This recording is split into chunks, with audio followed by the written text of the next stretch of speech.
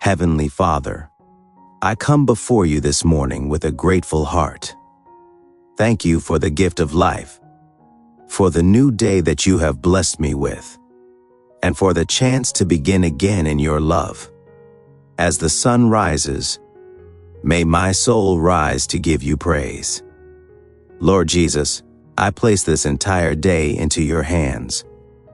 Guide my thoughts, my words, and my actions, so that everything I do may glorify your holy name.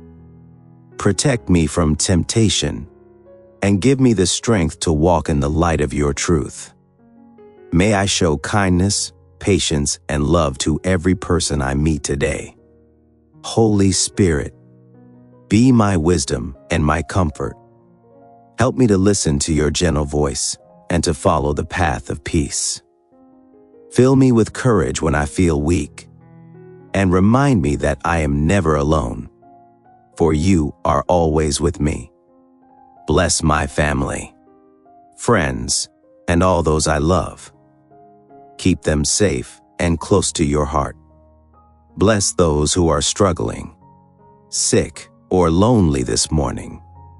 May your light shine upon them and bring them hope.